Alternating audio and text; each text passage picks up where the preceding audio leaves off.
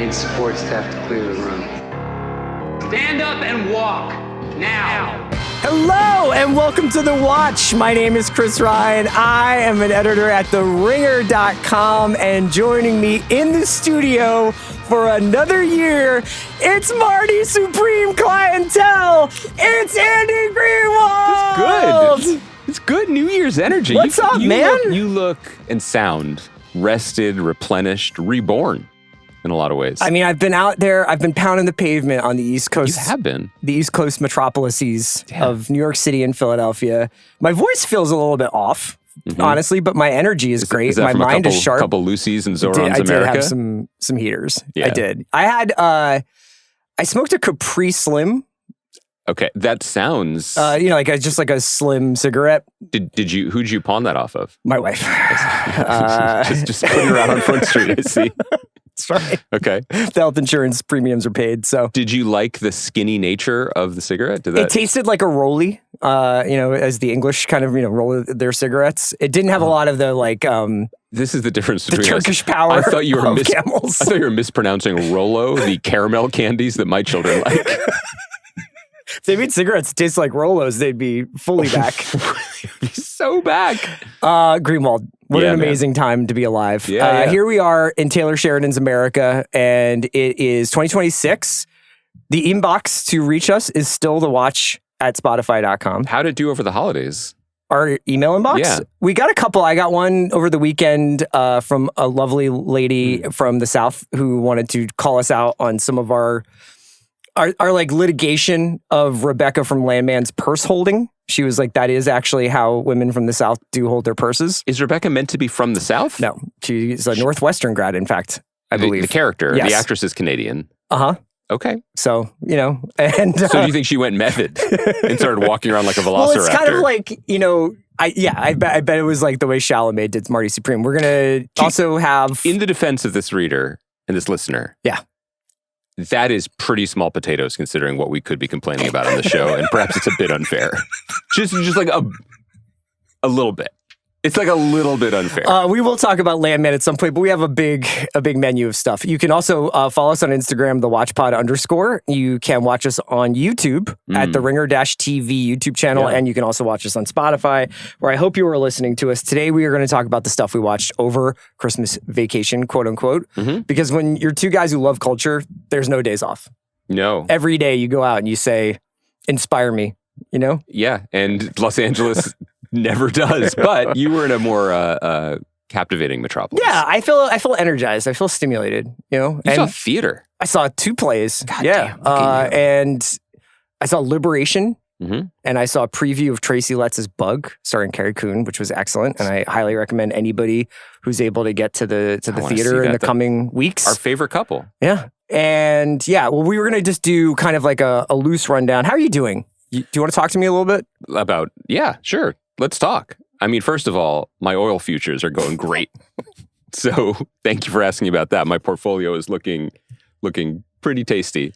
I was heavily invested in the nationalization efforts of Venezuela, so this is a tough time for me. I'm so sorry. Yeah. I didn't realize that. That's going good. What else? What else? Yeah, I don't know. I mean, it's another year for us. Do you feel like the flame is still as bright as ever? Well, I think that the flame...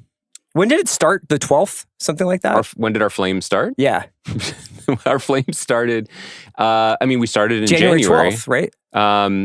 You're usually the archivist of this couple. I don't remember the first day. Okay. But we were all over the 4th episode of the 3rd season of Downton Abbey or whatever. So we hit the ground. No, that was early Downton, because Snitch Butler's was super early. That's true, because that was when it was a more focused show that was really about what it was about. Before they widened the aperture too much and went woke. It was just about like how it's hard to get good service. It's a much better show. Yeah, it was early January. Where would you like to start? Because we didn't say it, January 2012. 2012, So this is this is 14. Yeah. God, it's great. Do you still enter each year with a lust for like what's going to be, big and new and fresh and interesting in television? Do you? Well, I'll tell you what. Yeah. This year, one of the reasons why I think I'm fired up is because they've given us such a bountiful January. And some of our favorite shows are coming back in January. The Pit, Industry, New shows like A Night of the Seven Kingdoms, returning shows like Night Manager from 10 years ago. Yeah. And a ton of other stuff. So Wonder Man. It's just going to be dropped as a binge on January 27th, right? I think that's right. So I thought maybe we could just cap off, just some of the stuff that was happening towards the end of December that we didn't cover in the last 10 days or so. That sounds good. Also, I did want to ask you, because I'll be honest about it as well. Where are you with your pre-engagement with any of these January shows? Because I have not. This won't surprise anyone. Yeah. But also, like, we do have, this is not meant to be a brag, but just to restate that generally the shows that we really love, like Industry or like The Pit, we like to enjoy week to week. Yes. And one of the things that I respect is embargoes.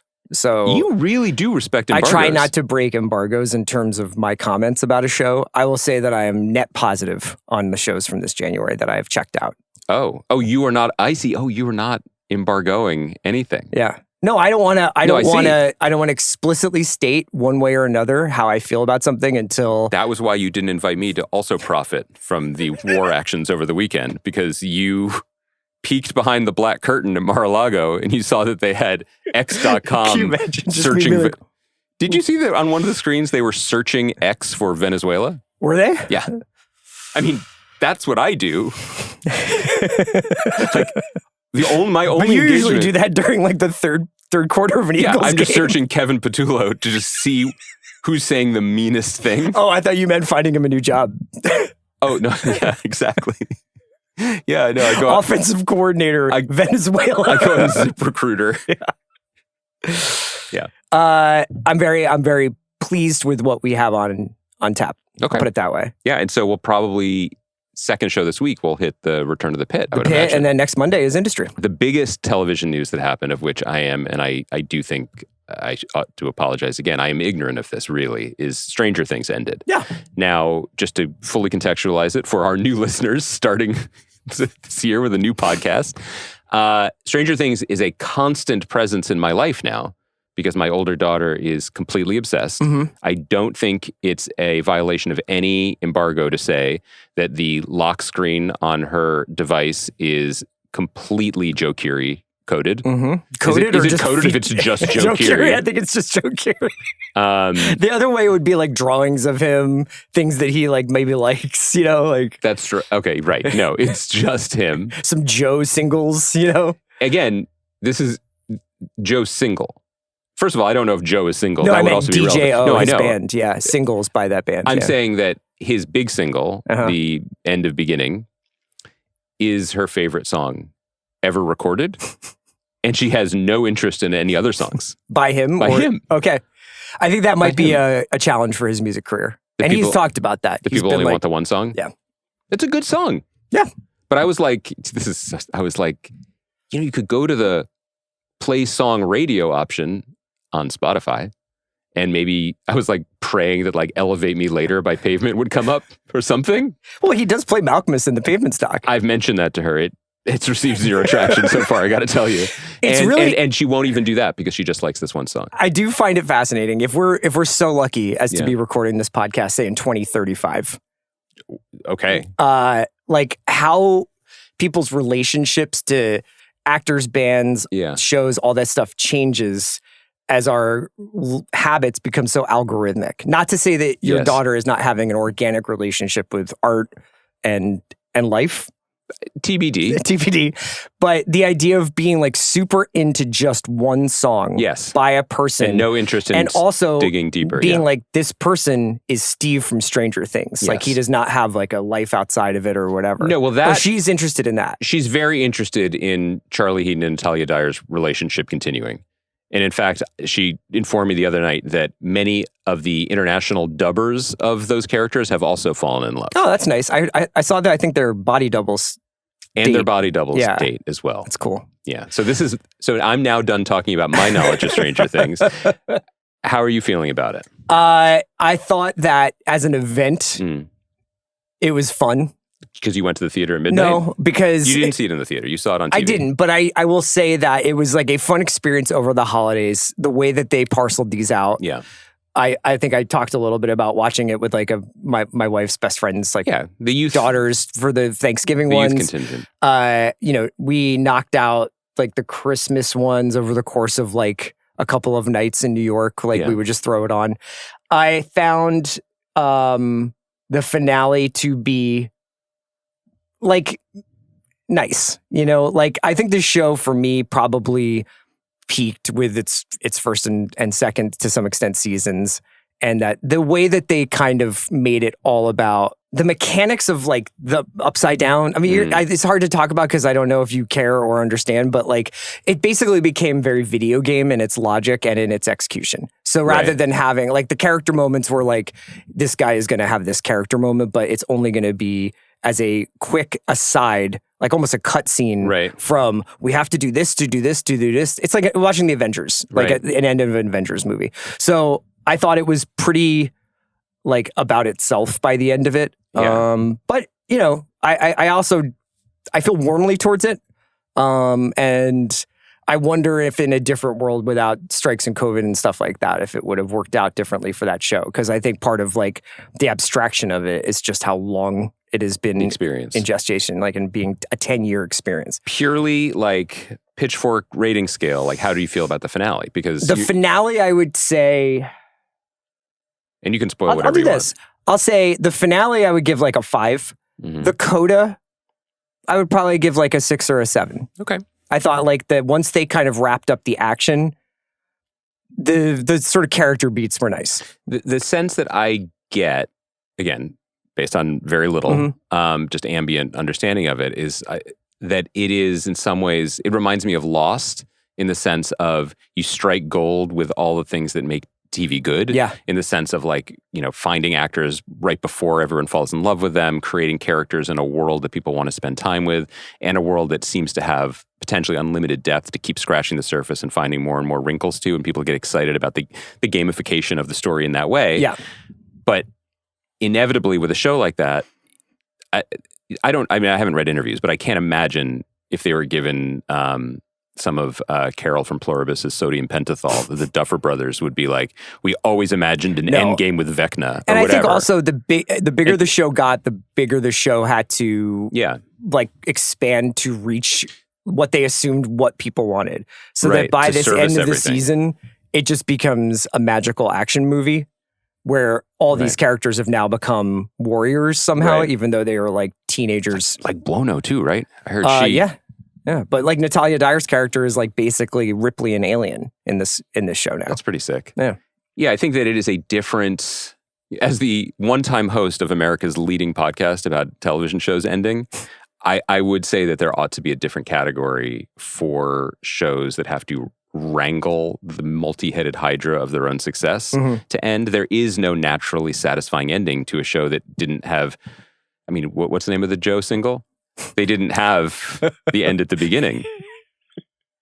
So kudos to anybody who tries and even manages to come out with a gentleman's 5. Yes. I have like read a little bit about how like the origins of this show and how they had thought about it maybe as an anthology and maybe as like this sort of like homage to like very like a Stephen King contained universe rather than something that was going to be a dimension sprawling magical teenager Potter meets Avengers kind of Lord of the Rings level show. Yeah. And it just wound up being that big. And I guess that's what they felt like they needed to expand it into. And it wasn't as interesting to me.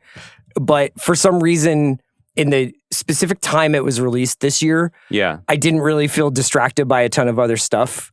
And the weather being the weather, it was like kind of fun to like at midnight throw it on and just kind of like zone out. I think the marketing and the way Netflix turned it into something even bigger, and then it made like $25 million. Eventized it was really, really smart.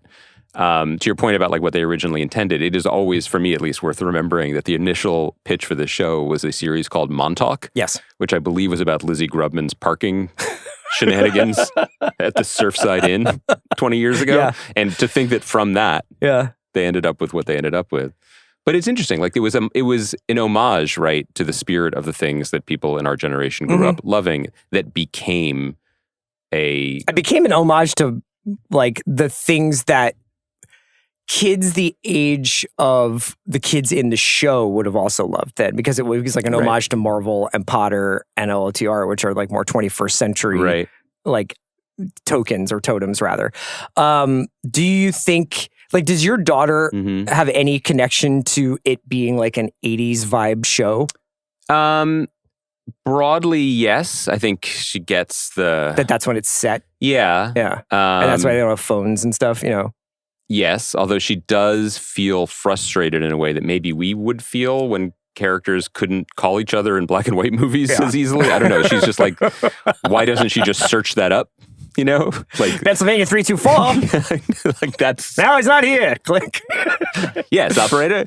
There's definitely some of that. Yeah. It's also funny where like today on the way to school, she was explaining Joseph Quinn's character because that's where I think she's on season 4 now. Eddie, yeah. And she's like, people think that he's like a bad guy because he plays Dungeons and Dragons and listens to heavy metal. I'm like, right, that was a thing. Yeah. She's like, I know, but I'm like, do you? And she just turns up end of beginning again.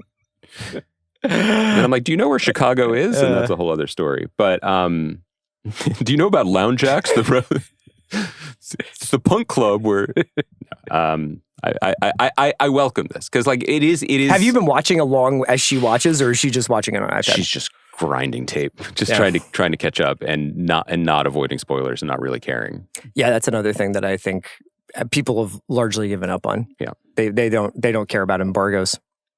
They don't respect embargoes like you at Pennsylvania 1500. That's our other watch inbox. I did want to tell you one more thing about Stranger Things. So, spoilers for the finale. You don't care. No. Hawkins is this hotly contested interdimensional property now because there's like the Hawkins $1 million listing. What do you mean, like there's hotly the contested? Hawkins town. Okay, right. Then there is the Upside Down, which is sort of like Dark Hawkins, which is you can get to through some portals in different places. Right. The thing that they introduce in this final chapter or season is the idea that in fact there is then like a thing called the Abyss, which is where Vecna lives. Vecna is this really bad guy. Is that like when we found out about Dumbo? That there was like another part of Brooklyn with like the streets looked a certain way, but the buildings. This is why you can never quit. Is that? Yeah, don't you think? This is why you have to. Because I remember we were don't like, listen to any of the haters, man. You're the best. Like the first time people took us to Galapagos and Williamsburg, I was like, oh, there's a dark Brooklyn.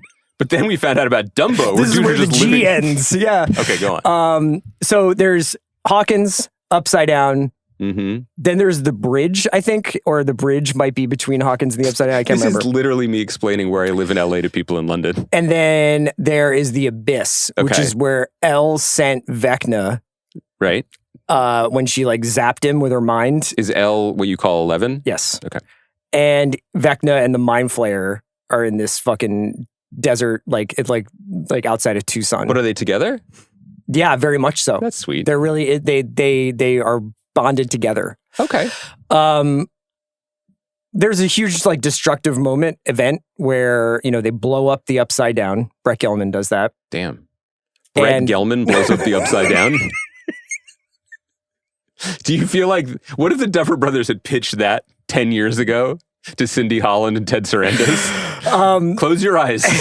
I'm going to paint you a picture. And, you know, so there's this huge destructive thing. There's a ton of damage done. Can I really spoil it? Elle closes the gate to all of this stuff and sacrifices herself. My child already told me this. She's not watched this, but she already told me this. Another big explosion happens, you know. Cut to 18 months later. I love an 18 months later cut. Hawkins, the tax base has exploded. It's not just that the infrastructure got destroyed. It was like the population came back. And they were just like... It's teeming. It's like Hawkins there's a gold rush happening in Hawkins. And everybody has come back.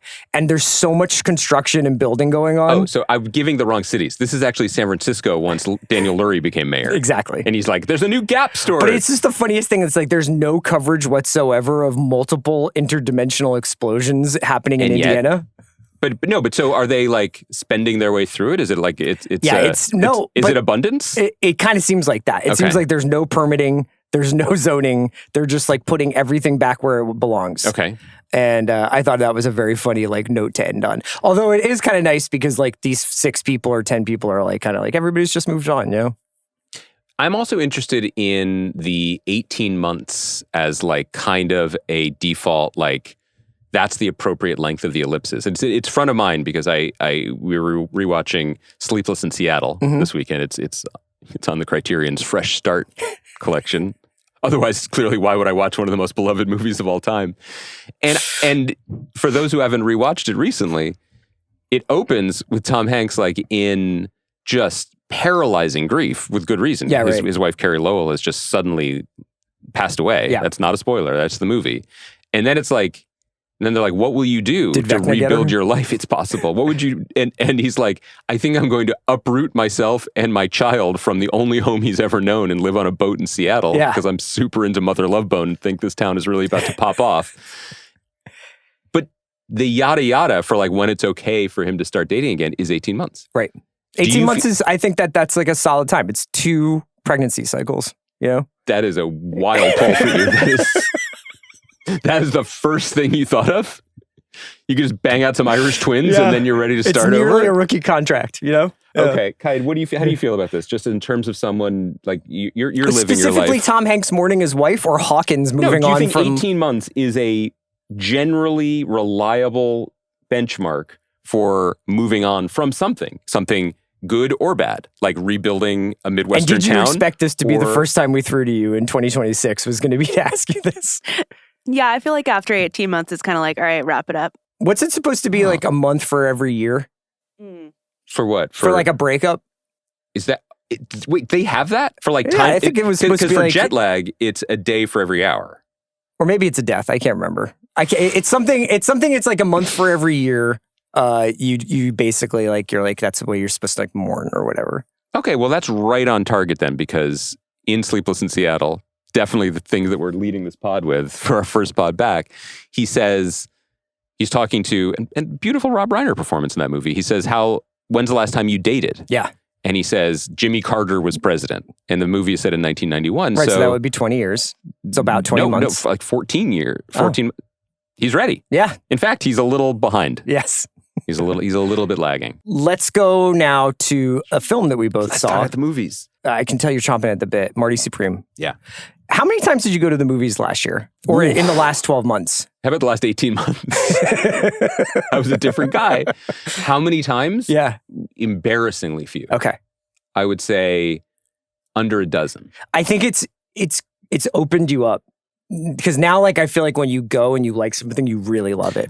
I will say this just to start. Like, I like our friends at the Big Picture Podcast. I am a great believer in the in theater, in person cinematic experience. I was. So am I. First of all, oh, are you? Yeah. Sorry, I only listen to that. There's not only 3 people who love in theater I experiences. only listen to the Big Picture when it's pure. Yeah. When it's just the 2 of them. I don't like any interlopers on that show. Just like that dynamic. It's like if there's guest hosts on PTI, you know what I mean? Yeah. First of all, a little like glimpse behind the curtain. We were ships in the night. Yeah. We passed each other. You were coming out of the movie and I was coming into the movie. I had gotten back from a very early flight and I wanted to see it. But I could not wait till 8 p.m. Here's the thing. I had not had a good night of sleep and here's what I didn't communicate to you in that moment, although I tried to with my searching look that I gave you as you passed the giant fucking poster cutout for Chris Pratt's Mercy, a real movie that has the ad. Wait, I had it open just to like look at it for a minute. I know what this movie's about. It's Rebecca Ferguson is an AI. The tagline for this film, which is a real film, "The future of criminal justice is artificial intelligence." Way to read the room. If there's 2 things that are equally beloved in America in 2025, it's the criminal justice system and artificial intelligence. And you give me Chris Pratt not smiling? Fucking, that's my 13th time in the theater. Can't wait. Anyway, as we were passing, I was really, really concerned that I would be sleeping through this film. Mm-hmm. No judgment on the film. I was just not feeling. You would have been easily the first person to fall asleep in a Safdie Brothers movie. I had that. I was hoping for that. I was like, that might be my saving grace here. That was not the case. I was so exhilarated and transported by seeing this movie in the theater. I loved it. I loved the movie. I loved the experience of seeing it in the theater. I think this is a great film. It's a great movie. It's a great movie. I think that when you step into the theater, like the thing you can hope for is to feel fully immersed in something. And I think we've probably started to confuse world building with like more genre, like fantasy, sci-fi kind of things. Like, are you convincingly building a fictional universe for me to explore? Yes. But to me, like, world building is what Jack Fisk does in this movie. And he's the production designer, and he's probably one of like the handful of greatest production designers in the history of Hollywood filmmaking, and worked with Terrence Malick in the 70s on Badlands and Days of Heaven, and David Lynch. Yeah, David Lynch did Mulholland Drive, and then PTA. He did The World Be Blood. Yeah, and when you watch Marty Supreme, like the thing that leaps off the screen is the sort of tactile nature of the New York that they create, and feeling like as Marty is going down fire escapes or running through the backs of stores, that there is an alley and then another store. And like the illusion, probably because film is just magic making anyway, is that like you are actually in this interconnected warren of the Lower East Side in the 1950s. And that is like, it's so captivating. And then when you add the seemingly incongruous but like wonderful score on top of it from Daniel Lopatin, it just takes you away beyond ping pong and, you know, youth and young manhood and finding a sense of purpose beyond yourself, which the movie is also about. I mean, every time I'm not even being like self-deprecating. I often don't feel qualified to talk about movies because I see so few of them these days. But like every time I see a great movie, my first thought is always, oh my God, it's so hard to make a good movie, let alone a great movie. Yeah. And every frame counts and every second counts. And you're talking to the specificity of the decisions made in it. And, you know, reading about the film after seeing it, talking about how they like wet down the trash in the streets to like increase every potential moment of realism, and so that the actors would be feeling it too. You read about like Tyler and Timothée filming like after their insane night scene, and that they were filming that at 4 a.m. and ad-libbing how tired they were because they were. Yeah. You read about Chalamet secretly training to become a ping pong champion for 6 years, which could be super annoying, honestly, but isn't. Because are you fine? Where are you with him? I sent you a gif of Shaquille O'Neal saying, "I owe you an apology. I wasn't familiar with your game." And I have taken all caveats away from my embrace. Did you ever see the Dylan movie? No. Okay. Do you like the Dune movies though? I like the Dune movies. I think I've seen. I feel fairly well versed in his filmography. I mean, aside you're one from of that the one. preeminent experts on his appearance in Homeland. That's true. Famously, I met him on the set of Homeland, and was in no moment was I like, "This is the next great movie star." Yeah. It's an incredible performance, and the entire movie hinges on his face and his commitment. And also, I was thinking about another recent re-edition to Criterion Collection that I rewatched because it was just there again. Because I'm clearly desperate for a let's turn the TV on and just watch what's on experience. Sure. This is as close as we get. I was rewatching Boogie Nights, and I was watching it thinking about DiCaprio having worked now with PTA and how great he is in One Battle After Another, and how he now says or has said in past interviews that he does regret passing on Boogie Nights, and thinking, I don't think he would be good for it. Like, that's obviously like, you know, hindsight, but that there's a specificity to what Wahlberg is good at that PTA as a great director sees and excavates and like shines a bright light on. Interestingly, now I'm more like, Sidney Pollack would have been a good Jack Horner too. I'm open to that argument that there could have been a different one there. But anyway, you watch Chalamet in this movie and you're like, absolutely no other actor, contemporary actor, could have given us that specific performance. Yeah, I also don't really know on an extra level, like, who else could have sold this movie. Yeah. You know, I mean, the work he has done to get this movie, I think it opened better than the Dylan film did. I think it's appealing, at least from what I've read, to 18 to 34-year-olds who are not always dependable box office supporters. And he's like a new generation of movie star while also having the chops of somebody who could have been famous in 1972, you know? I felt really exhilarated by the fact that the movie does, you know, it's highly stylized, obviously. It has that Safdie je ne sais quoi that keeps people awake in movie theaters. It has the reliance on anachronistic needle drops that I do want to ask you about. But it also has an absolutely genuine, sincere, and I think really interesting curiosity and engagement with reality in terms of like historical reality. And I thought the movie was incredibly compelling and moving as a snapshot of Judaism in the 20th century, but also the way capitalism works and has always worked in America versus the world. And it's not like heavy-handed about any of that, but it's alive to it in a way that I really liked. I also wanted to ask you, I was so struck by the use of non-traditional actors up to, and this is the most me, I feel like this movie has been well covered at this point by everyone. Sure. Here's what I can bring to it. I think that I am the only minor media figure to audibly gasp when one of my favorite writers, Pico Iyer, appears as the supercilious chairman of the World Table Tennis Association. That's who that was? Yes.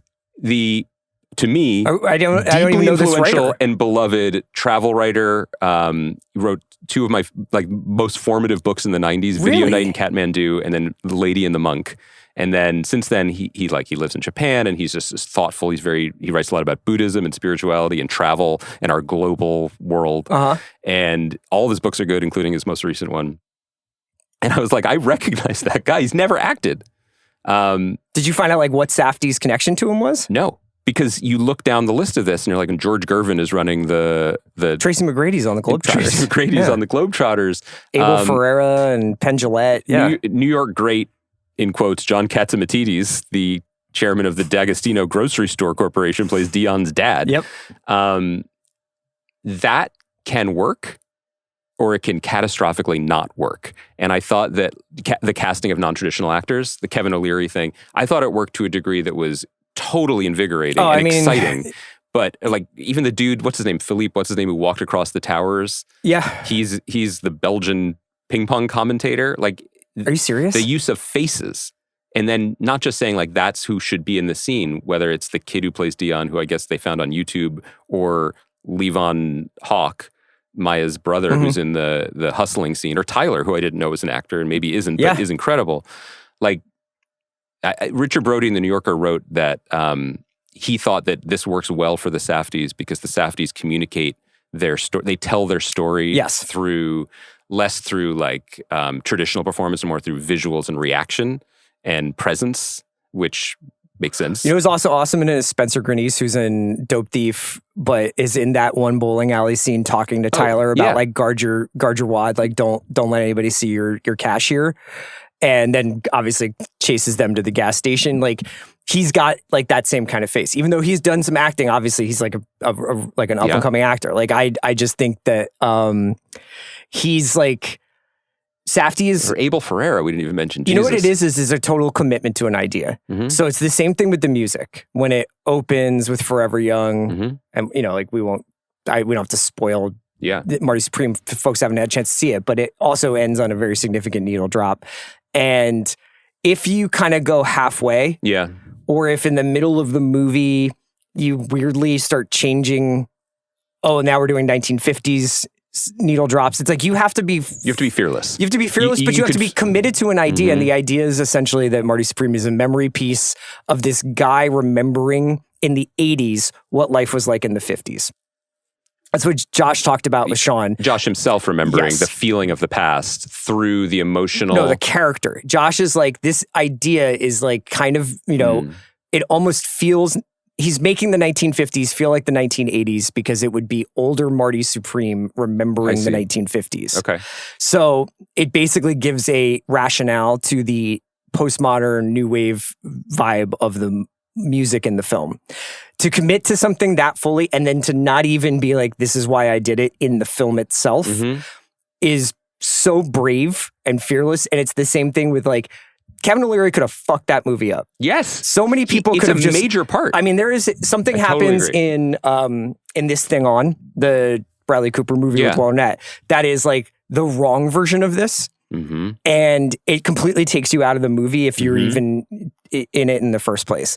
The fact that they're able to pull off all of these faces. You're essentially the entire movie is like the bar scene in Goodfellas where they're just like, and then there was, this guy and then this guy.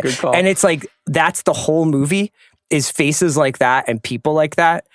It's so invigorating to see because you realize that, especially when we're watching TV, seeing a lot of the same faces, seeing a lot of the same people. And a lot of interpretations of an idea that a character is on the page. And when it comes to like extra work or people filling out a scene or people in the background or people who are briefly on camera, it's like, there just doesn't seem like there's a ton of thought given to it, probably because they have to move so quickly. But are you talking about the geologist on Landman? Not yet. But I agree with that. I will, maybe this is a sign of my trepidation and lack of fearlessness. The last needle drop was the only time that I was like, only because that song is so overly dropped. Yes. The New Order one, shout out to the upcoming season of Industry, works for me. And like the Peter Gabriel one worked for me. The last one is when you can say it. It's Tears for Fears. When you drop a song that is not just known in its moment as a famous, huge song, but has been known by every subsequent generation, almost like by clockwork in the decade from a needle drop. Yeah. I think that it removes you from the immediacy of the moment, which Chalamet is delivering in terms of his performance. That was the one time that I was a little out of it. But there was a feeling that I had after the opening sequence where he's in London and everything that happens in London and Gwyneth Paltrow and their connection, where I was like, I don't remember the last time I had this feeling in the movie theater where it's actually more like a sports thing. And maybe it's fitting that it's a sports movie where I was like, please don't blow this lead. I was so in love with and I don't think I was out of it. I was fully invested, but I was so in love with the experience I was having. And I was so worried. Eventually that faded, but like of a wrong note that would Do you feel like that's... I was like, you're up 21-0. Don't let the Cowboys back in. Do you feel like you're more now aware of how you're feeling about a movie while you're watching a movie or a TV show? Like, are you more like... Do you think it's because like you have less time? So it's like my relationship to culture is now a little bit more transactional. And when you do feel like I'm levitating, don't bring me down now. I think so. But then there were a couple moments like when the bathtub crashed to the ceiling. I think then I lost all reservations about it. Sure. Because I was just laughing and euphoric and like, here we go. Yeah. It's of no value based on my almost complete ignorance of the larger cinematic slate still of 2025 for me to say this is my favorite movie of the year. But I would rate it higher than One Battle After Another in my own personal top 2 list, which might expand over the next few weeks as we build up to the Oscars. Do you think you're going to do a deep dive into 2025 movies? Like when you're watching and you're like, I'm just like watching Boogie Nights or whatever. I'm going to watch Sinners and Eddington, and I still want to take a return to Zombieland with you. I mean, I saw the trailer for Bone Temple. Bone Temple. Yeah, it's coming soon. You excited about it? Very. Yeah. Is Ralph Fiennes? He's playing the rabbi of the Bone Temple. Not exactly, but yeah. He is in 28 Years Later as this character. He is. And then they're like, let's spend more time in the temple. Yes. Okay. Yeah. And then there's another one. There will be hopefully a third one. I don't want to spoil anything about 28 Years Later. I don't want you to. I think you should go into it as blind as possible. Okay. Yeah. How will I feel about the needle drops? Young Fathers did the soundtrack. Okay. It's an incredible score.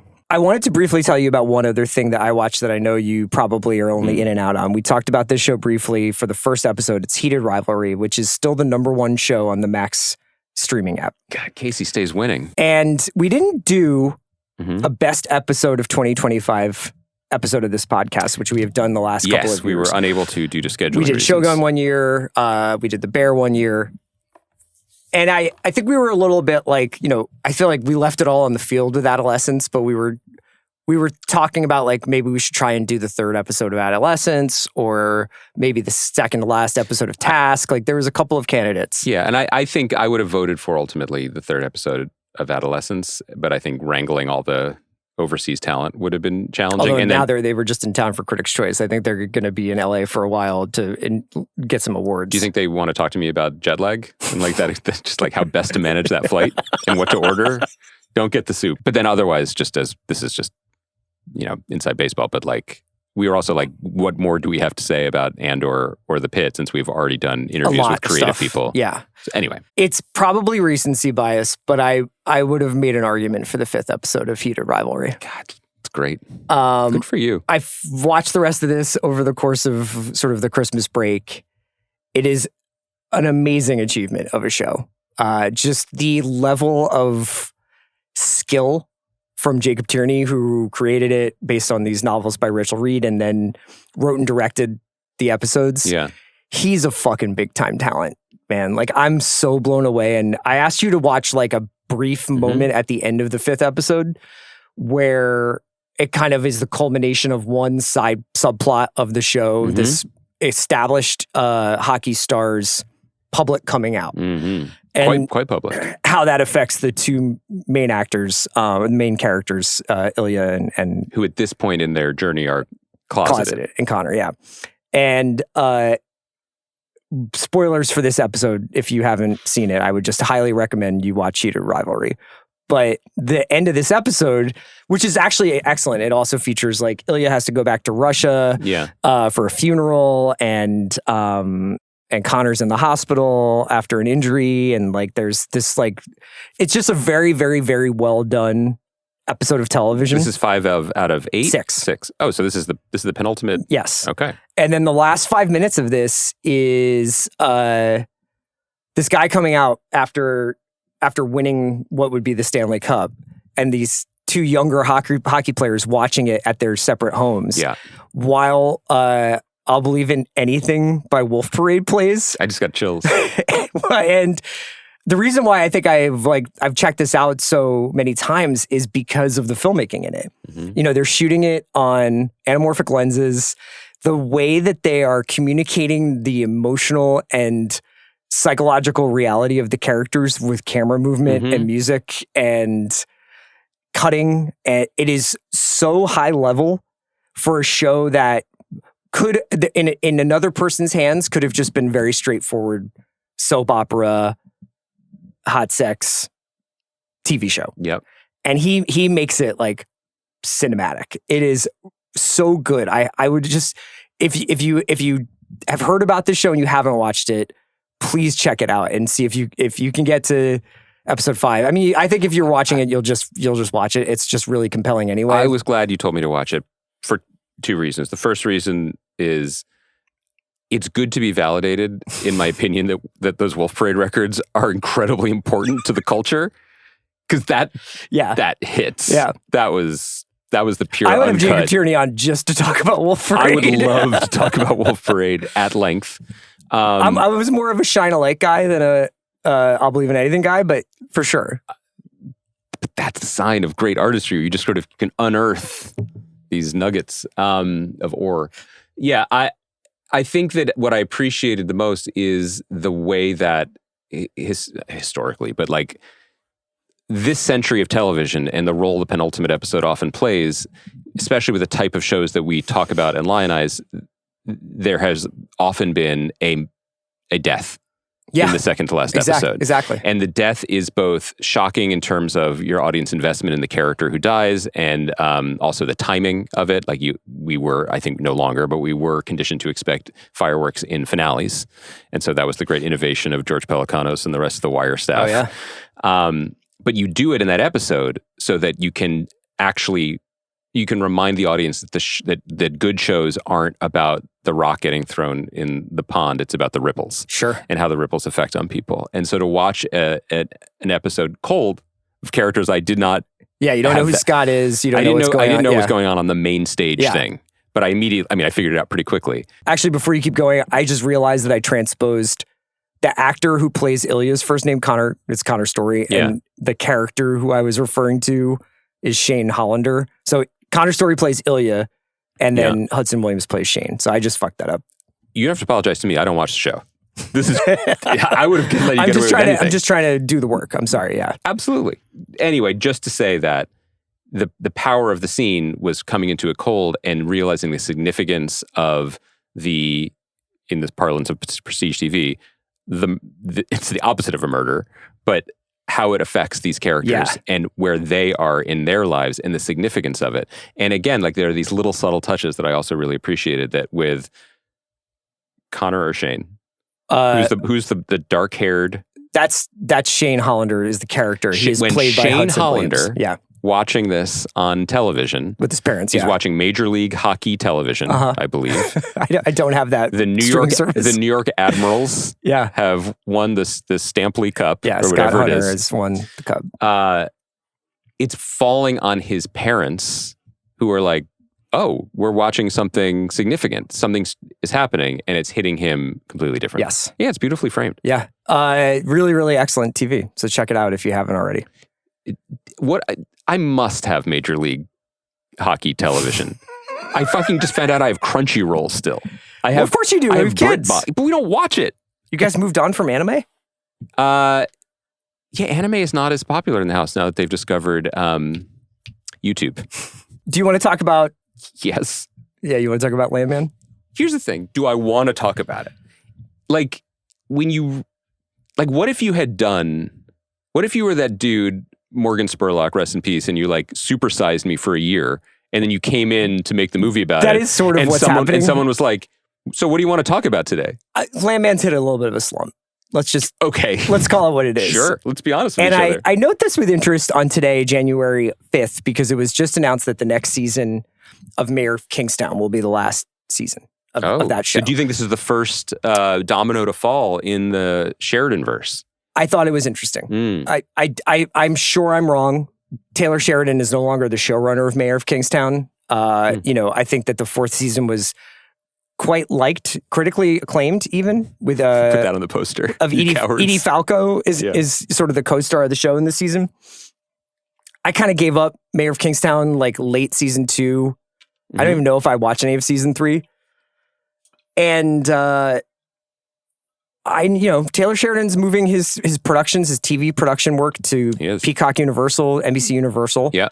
And I do wonder whether or not it is a signal that the third season of Lioness will be the last season, or that, some of his work is going to start winding down. I say that in relationship to Landman because the middle of this second season has felt a lot like late period Yellowstone to me, where you're like, we have a lot of random kind of action. Yep. We're starting subplots and then sort of like drifting away from them. We can't make up our mind about how characters behave and how they feel about each other. It has like an almost compressed feeling. Remember that critique? I used to like get really upset when Succession would have like an emotional breakthrough with two characters, and then the next episode it would just completely reset back to the original model for their relationship. That happens all the time on this show. I mean, every Andy Garcia, Billy Bob Thornton scene is the same scene. Yeah. And almost every scene between Billy Bob Thornton and Sam Elliott, which are really well done in terms of like, those guys are really good actors. But I think we'll probably get somewhere with this stuff, but it just really feels like he's writing 6 different shows that then get cut together into episodes. Yeah, I mean, the structure of the show is built out of paper mache, and it's a bummer. And I think before we get into the specifics of it and the things that I really do want to talk about in a public forum. Like Cialis? Like, yes. And who's really to blame here in a lot of these like marital tiffs. The point you make is a really interesting one, because Taylor Sheridan remains, and one of the reasons why I also like covering him, as long as I don't have to watch all the shows, is because he is such a unique figure in the television landscape, because he produces content at a volume of all the great high quantity television producers. Your Bochco, your Dick Wolf, your Shonda Rhimes. Yeah. But the David Kelly one I would X out only because I think he's more in common with him. The other few, they make, not only are they good investments for whoever nurtured them and had them on their rookie contract, so to speak. They are good for the Pujols contract as well, because those shows can run themselves at a certain point. Grey's Anatomy is still thriving. How many years ago did Chonda decamp to Netflix? Which doesn't mean, she still is executive producer of that show. But these shows can continue because they are a template that works, that the creator established. The thing that's so unique about Taylor Sheridan is that Landman, or any of the shows that he makes, should be able to run regardless of who's at the helm. If you gave me the log line for Landman, or you, God forbid, read the Texas Monthly article that somehow inspired it or came across his desk briefly. The Christian Wallace article. Or the podcast. Boomtown. You could be like, well, obviously this is a television show. If the show had just had the patience, the very non-Taylor Sheridan-y patience, to just be about Cooper's journey over multiple seasons from worm on Boss's team to someone who wildcats his way John into... Hamm. Yeah, exactly. Yeah. That's a fucking show. Right. But the shows only convey what Taylor Sheridan's attention span holds for the microsecond that he spends working on each script. So they are not actually repeatable. And I want to be clear when I say that, when he gets interested in something, it can often... Well, that's why his shows start so well. But it also can be so shocking and weird and surprising that suddenly it can come alive, like it has intermittently over the previous episodes of the season. That that even I was like, oh, okay, well, there's something there. That's interesting. Yeah. And then he loses interest, and then he reboots it or whatever. So I think that's interesting to note that like Landman should be a franchise that could run for many, many years, which makes it a very valuable investment for Paramount, despite its high price tag. Once he walks, I don't see what the show is. Well, you can almost make an argument that, like, given all the footage that we have, you could cut together a more traditional, but actually, like, probably pretty entertaining version of this show. Because part of the thing that's so disorienting is the juxtaposition of, like, Billy Bob Thornton's raging erection in a morning, with his wife in a hotel room where he terrifies a hotel maid. Don't save it. I'm sorry, Kaya. We're bringing you in on this. Why? I want to tell Kaya about the scene. You said hotel maid, where this is where you bring me in? Yes. I do think that, this is in the spirit of something I Episode issued 7, a few weeks ago, which was the Watch Landman with a Woman challenge. So the opening of this episode, Kaya, begins with Billy Bob Thornton is sleeping in a hotel room. He and his wife have taken a room for a romantic getaway. Petite déjeuner. Yeah. He wakes up quite upset and startled because there is another person in their room. This is a room service server who is decloching or whatever multiple plates of breakfast food, including like omelets with truffles and all sorts of things. He reasonably cries out in alarm that someone is in the room with him. She then cries out in secondary or perhaps primary, in this case, alarm, because what we subsequently learn is that he has taken multiple doses of Cialis and is... at attention. At attention. To be clear, the camera shows us this. And which part do you want my thoughts on specifically here? The maid then screams, "Don't rape me." You started this. So you have to get yourself out of it. And then Angela, the wife, who has let the woman into the room while her husband sleeps, starts screaming at her husband for waking up and not covering himself. Yeah. And then he has thus not only ruined their breakfast, but their entire marriage. Yeah. Who you got? Who's to blame here for this whole thing? Probably Taylor Sheridan. Right. She answered correctly. I just feel like so many of the bits on the show, not Billy Bob's bits, begin from a place of such deep, deep impossibility. Sure. Like, to get to the funny part about that scene, which honestly we never got to, requires an entire suspension of disbelief about how room service works. It's a different kind of show. It's also just like a crazy screwball comedy about a rich oil executive and his wife. Erections? No, but it's just like, it's just like what happens is he just throws all this stuff at the wall. Yeah. Most people would be like, this works, this doesn't. Especially not together. And since he has kind of carte blanche, he's like, it all works. It also might be why people like the show, is that they never know what's going to happen from scene to scene. That is true. I think what has sort of emerged over this season specifically is the first season had the tension of John Hamm versus Billy Bob Thornton, but also working together. Yeah. Plus the cartel stuff, plus a lot of work on what the oil industry, how that works in the Permian Basin, and like how like drilling and how it gets staffed and the dangers that these guys face. I thought that was going to continue with some of the stuff that they've introduced this season with the accident that happens, with the car accident that happens at the drilling site, with the toxic chemical leak that they have. None of these things have led to anything. No. I mean, broadly, like it seems like many people working for this oil company are thinking about their own mortality and thinking about like what they should be doing with their lives. You add in the Sam Elliott thing of being at the end of his life and being like, I don't think any of what I did was worth it. There are themes that come out of it that kind of make sense. Yeah, and there's a moment like Boss's 20-year barbecue where what's his name shows up with the watch. With the Rolex, yeah. Also, what's that guy's name? It's like anytime that character leaves Dale leaves the compound, I'm like, oh, I enjoy his character and his performance. Yes. These are real people working jobs and dealing with things. Yeah. And then it just throws it all away again. Right. And so, yeah, I just think that they have... I think one of the things that's really jumped out at me is like Andy Garcia really is only ever in his office. Yeah. And he's the second or third person. He went to the track.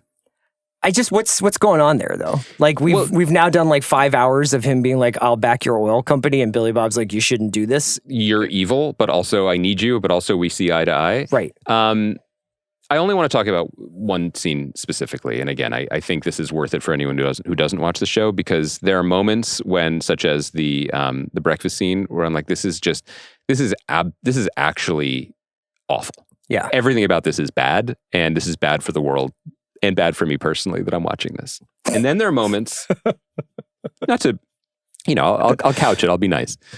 Then there are moments on the show that make me feel like, and this is a small digression here, but are you familiar with, this might be my all-time favorite, I don't know if it's TikTok originally, but it's an Instagram thing, which is a clip of a guy saying like, when I give my dog a CBD gummy so he's not scared of fireworks, and then it plays Enigma, and the dog flies up out of the bed. Yes. I laugh every time. There is a moment in this last episode that made me feel like the dog on gummies being lifted out of my dog bed and floating through the cosmos. And that was the moment when, in response to his elderly father being discovered lying in a hot tub. Yeah, right. Otherwise fine. That his response to help his aging and clearly depressed father is to pull off of the road at a strip club that he's never entered before. But his wife has. Yes, and walk over to the stripper counting her money. The only one. I'm so sorry. License plate says hot lips.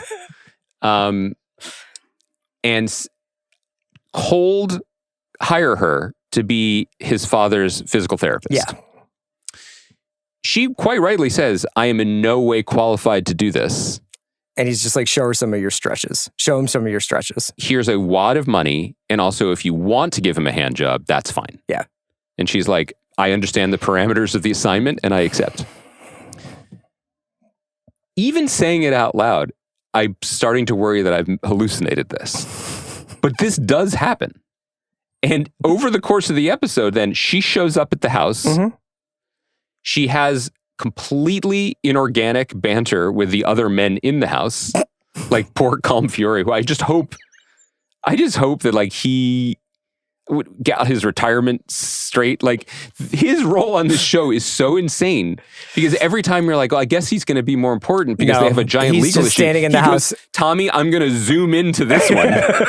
And they cut to him going, I think it's a bad idea, Tommy. And then he closes the laptop. Yeah. So Godspeed. So he has a little interaction where he once again has to see a blonde woman in tight pants and go, oh, I don't know if I approve of this one.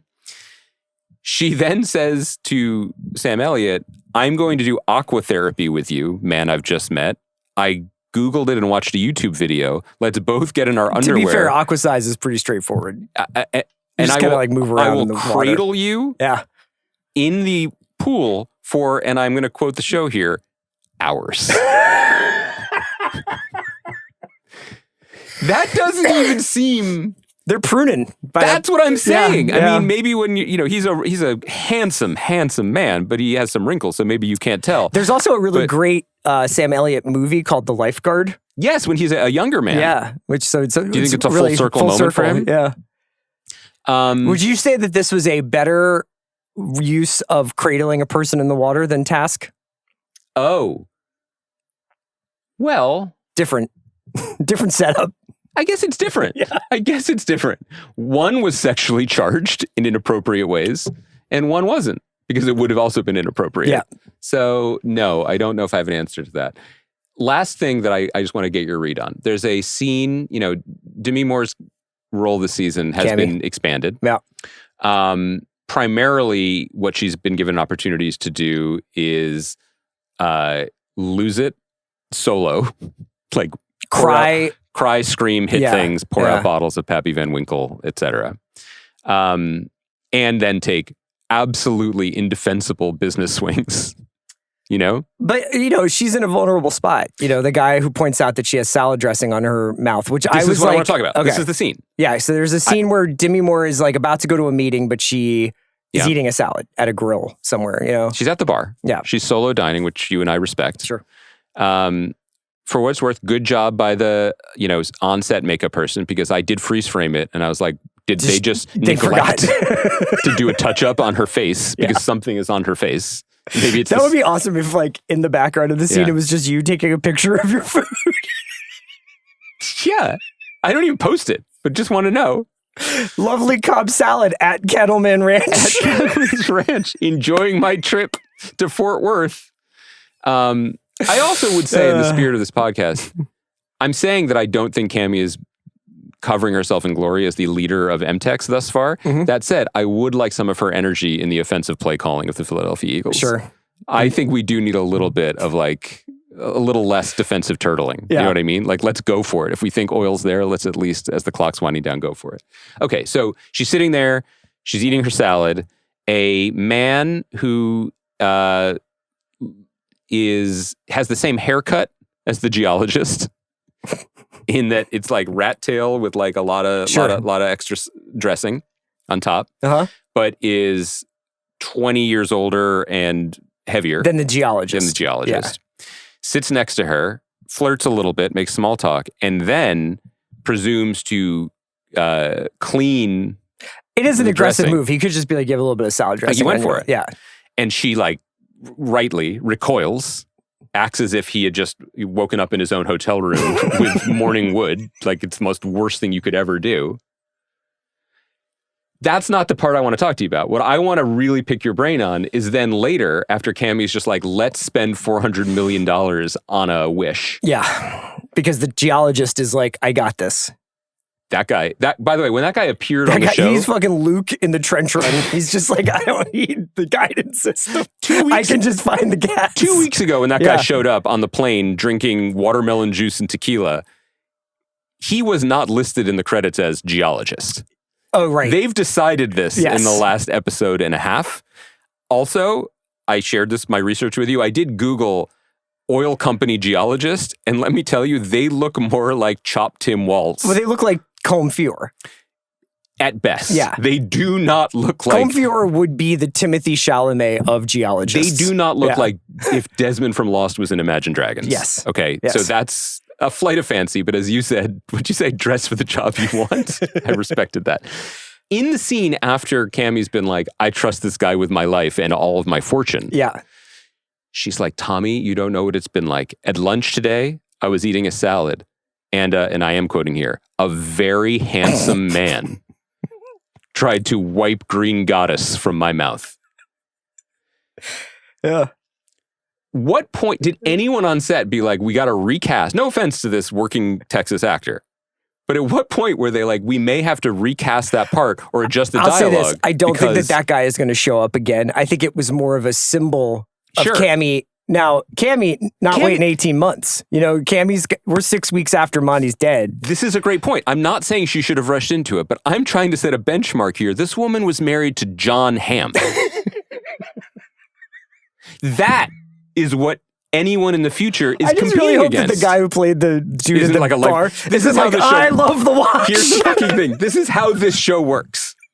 She's going to clip this. We can. And this guy is going to be like, I finally got a job on a major television show. Here's what I know about 14 years in of podcasting for this show. We can glaze the finest actors in Hollywood forever. Crickets. Yeah. Crickets. I make one passing comment about how crazy it is that Suits is popular now. And Patrick J. Adams, the star of Suits, records a fucking reel being like, they're mentioning my show. Oh, they've ripped my heart out. I like Suits. And that's how you win. That's how you win.